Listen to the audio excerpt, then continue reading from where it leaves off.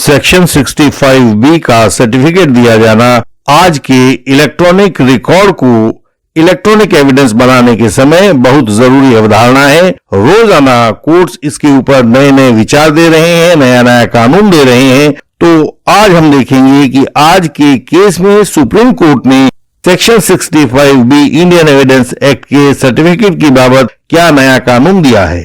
महत्वपूर्ण बात यह है कि सुप्रीम कोर्ट ने आज के केस में इलेक्ट्रॉनिक रिकॉर्ड को दो भागों में बांट दिया है। पहला भाग इलेक्ट्रॉनिक रिकॉर्ड को प्राइमरी एविडेंस के रूप में पेश किया जाना, जिसमें इलेक्ट्रॉनिक डिवाइस में रिकॉर्ड के कोर्ट में पेश किया जाएगा, और दूसरा इलेक्ट्रॉनिक रिकॉर्ड को सेकेंडरी एविडेंस के रूप में पेश किया जाना, जिसमें वह एक कंप्यूटर आउटपुट के रूप में पेश किया जाएगा और मूल डिवाइस कोर्ट में पेश न किया जाकर केवल इलेक्ट्रॉनिक रिकॉर्ड कोर्ट के अंदर आएगा। तो दोनों में क्या अंतर होता है, दोनों स्थितियों में सर्टिफिकेट की आवश्यकताओं में क्या भिन्नता होती है, यही हम आज के वीडियो में देखने वाले हैं और समझने वाले हैं। 25 जुलाई 2008 को बेंगलोर में सीरियल बम ब्लास्ट हुए थे। बहुत सारी एफआईआर अनेक पुलिस स्टेशंस में दर्ज की गई थी, और जब इन एफआईआर्स की बाबत में इन्वेस्टिगेशन किया जा रहा था तो बहुत सारे इलेक्ट्रॉनिक डिवाइस जैसे laptop, pen drives, floppies, SIM cards, mobile phones, digital cameras वगैरह को सीज किया गया था, और उसके बाद में इन इलेक्ट्रॉनिक डिवाइसेस को central forensic science laboratory CFSL Hyderabad में भेजा गया था। CFSL हैदराबाद ने इन सभी इलेक्ट्रॉनिक डिवाइसेस के बारे में अपनी एक विस्तृत रिपोर्ट बनाई थी, जो बाद में कोर्ट में दाखिल की गई थी।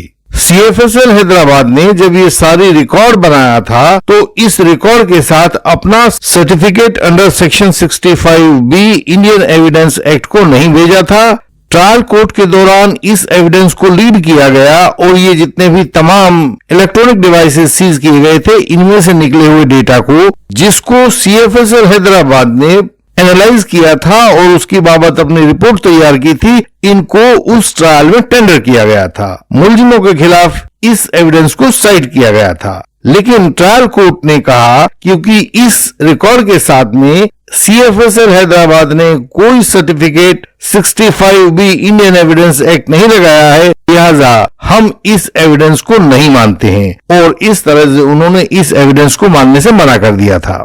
ट्रायल कोर्ट का यह order high court of Karnataka के सामने उसको चैलेंज किया गया, लेकिन हाई कोर्ट ऑफ कर्नाटका ने भी ट्रायल कोर्ट की बात मानी और कहा कि सर्टिफिकेट 65B के अभाव में इस इलेक्ट्रॉनिक रिकॉर्ड को माना नहीं जा सकता है, और ट्रायल कोर्ट के उस ऑर्डर को उन्होंने सही ठहराया था। इसके बाद इस सारे मामले में सुप्रीम कोर्ट के सामने अपील फाइल की गई। सुप्रीम कोर्ट ने इस सारे मामले में बिल्कुल एक नया रुख इख्तियार करते हुए इलेक्ट्रॉनिक रिकॉर्ड को दो भागों में बांटा, electronic record primary evidence and electronic record secondary evidence. इस केस का नाम है state of Karnataka versus T Nasir criminal appeal थी, जो SLP क्रिमिनल नंबर 6548 ऑफ 2022 में अराइज हुई थी, और जिसे जस्टिस विक्रम नाथ और जस्टिस राजेश बिंदल की बेंच ने 6 नवंबर 2023 को डिसाइड किया था। इंडियन लीगल सिस्टम की ऑनलाइन इंटेंसिव लीगल कंसल्टेशन अपने व्यूअर्स की कानूनी समस्याओं का उपचार देती है। छोटी समस्याओं के लिए 20 मिनट वाली कंसल्टेशन और विस्तृत समस्याओं के लिए 40 मिनट वाली कंसल्टेशन सब निदान आपको प्रस्तुत कर देती है। हमारे सैकड़ों व्यूअर्स इससे नियमित लाभ पाते हैं और अपने केसेस में अपनी समस्याओं का हल ढूंढ लेते हैं। व्हाट्सएप मैसेज के द्वारा आप भी अपॉइंटमेंट फिक्स करवाएं।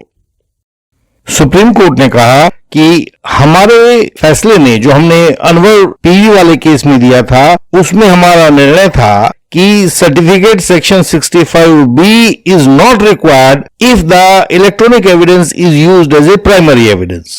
यहां पर सुप्रीम कोर्ट ने इलेक्ट्रॉनिक एविडेंस के दोनों रूपों का जिक्र किया है, electronic record as primary evidence and electronic record as secondary evidence. Primary evidence वह होता है जब आप उस इलेक्ट्रॉनिक डिवाइस को जिसमें वह एविडेंस रिकॉर्ड किया गया हो, स्टोर किया गया हो, उसको कोर्ट के सामने प्रस्तुत करते हैं। सुप्रीम कोर्ट ने कहा कि ऐसे समय में जब इलेक्ट्रॉनिक रिकॉर्ड को प्राइमरी एविडेंस के रूप में प्रस्तुत किया जाए तो उस समय सेक्शन 65B इंडियन एविडेंस की आवश्यकता नहीं होती है। लेकिन जिस समय आप इलेक्ट्रॉनिक रिकॉर्ड को एज सेकेंडरी एविडेंस प्रस्तुत करोगे, यानी कि वह मूल डिवाइस कोर्ट के सामने पेश नहीं करोगे जिसमें यह सारा कुछ हुआ, उस समय पेश करने वाले व्यक्ति को कानूनी रूप से सर्टिफिकेट 65B देना होगा और उसकी उन तमाम शर्तों को पूरा करना होगा।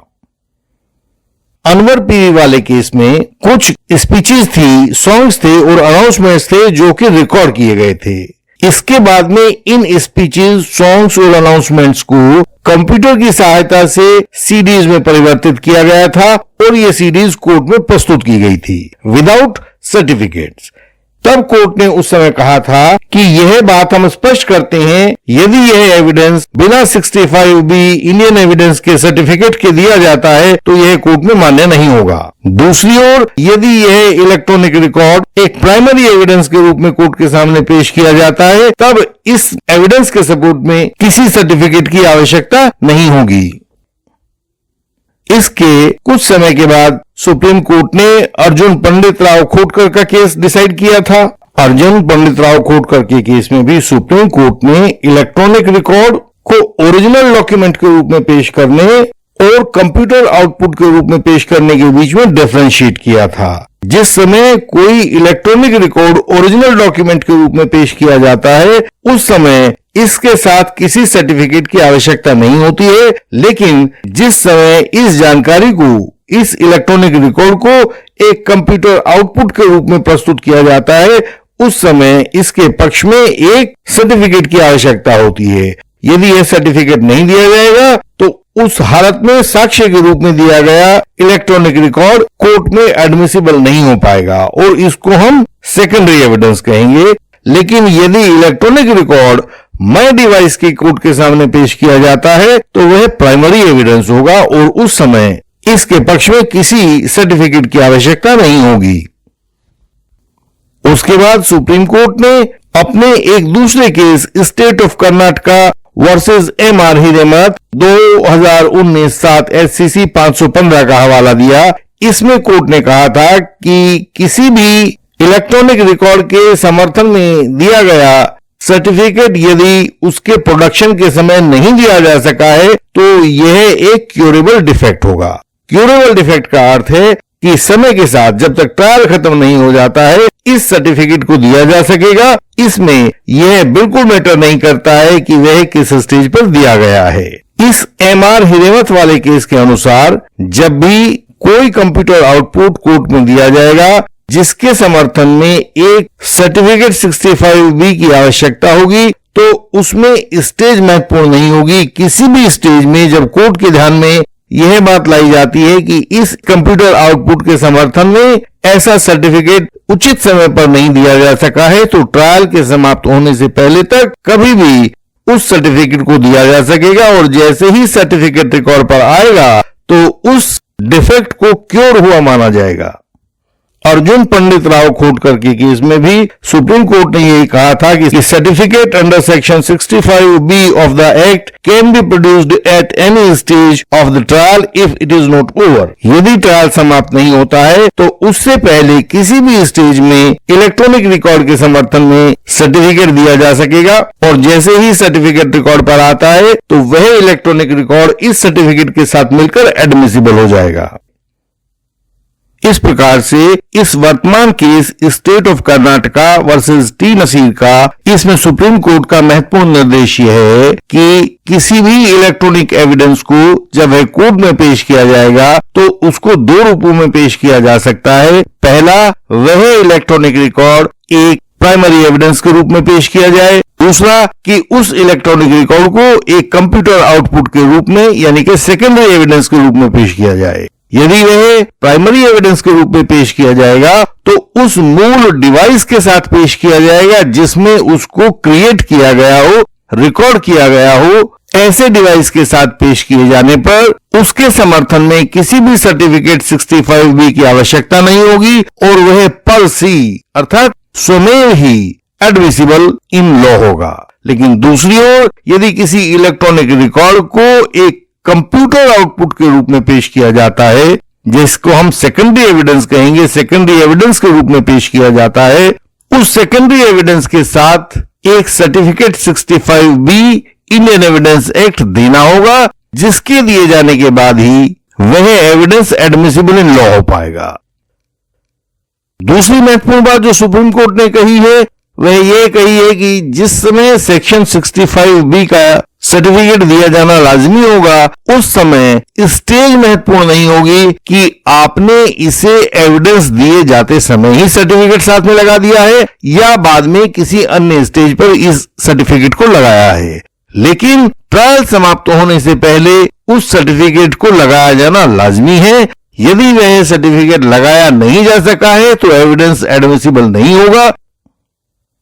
तो इस वर्तमान case state of Karnataka versus T Nasir में भी सुप्रीम कोर्ट ने यही कहा कि पूरी की पूरी सीयर ब्लास्ट केस में जितने भी इलेक्ट्रॉनिक डिवाइस सीज किए गए थे, जिनमें laptop, pen drive, floppies, SIM cards, mobile phones और दूसरे डिजिटल कैमरास वगैरह थे, उन सभी को CFSL हैदराबाद में भेजा गया था और CFSL हैदराबाद ने उन सभी को मैं इलेक्ट्रॉनिक डिवाइस वह रिकॉर्ड हमारे पास भेजा है, क्योंकि यह एक प्राइमरी एविडेंस के रूप में भेजा गया है जिसमें इस रिकॉर्ड को पैदा करने वाला डिवाइस और रिकॉर्ड दोनों साथ साथ भेजे गए हैं। ऐसी स्थिति में इसके साथ किसी भी सर्टिफिकेट की आवश्यकता नहीं है और यदि CFSL हैदराबाद ने कोई भी ऐसा सर्टिफिकेट साथ नहीं लगाया है तो भी यह रिकॉर्ड एडमिसिबल इन लॉ होगा। इसलिए ट्रायल कोर्ट का यह निर्णय कि बिना सर्टिफिकेट के हम इलेक्ट्रॉनिक एविडेंस को एडमिसिबल नहीं करेंगे, मान्य नहीं है। इस रिकॉर्ड को एज इट इज स्वीकार किया जाना चाहिए और ट्रायल कोर्ट इसके ऊपर अब दोबारा निर्णय दे। इंडियन लीगल सिस्टम उन लोगों को राह दिखाता है जो झूठे आधार पर कानूनी केसेस में फंसा दिए गए हैं। हम उन लोगों के केस पढ़कर समाधान समझाते हैं। कोई कानूनी अड़चन हो तो इंटेंसिव कंसल्टेशन के द्वारा उसको हल करते हैं। क्वॉशिंग और डिस्चार्ज के बारे में सही कानूनी स्थिति बताते हैं ताकि आपका समय और संसाधन नष्ट ना हो। आवश्यक होने पर हमारा अपराजेय क्रॉस एग्जामिनेशन तो होता ही है। कोई झूठा गवाह आपको अब परेशान न कर पाएगा। केवल क्रॉस के द्वारा ही ट्रायल जीता जा सकता है। जो क्रॉस ठीक से नहीं कर पाते हैं वे ट्रायल में हार जाते हैं और अपीलों में वर्षों तक चक्कर लगाते हैं। आप इस कानूनी प्रक्रिया के शिकंजे में ना फंसें। हमारी वेबसाइट है indianlegalsystem.org। इस पर सभी महत्वपूर्ण जानकारियां आपकी सरल भाषा में दी गई हैं। उन्हें पढ़ें और सीखें। आपका ज्ञान आपका हथियार है। इस चैनल की हर एक वीडियो में फॉल्स एलिगेशन से बचाव की युक्ति दी गई है, उसे देखें, वह आपकी सहायता करेगी। इस चैनल को लाइक करें, शेयर करें और सब्सक्राइब करें। बेल आइकन को प्रेस करें ताकि कोई नई वीडियो आपसे छूट न जाए। हम आपसे अगले वीडियो में फिर मिलेंगे। तब तक के लिए प्रणाम।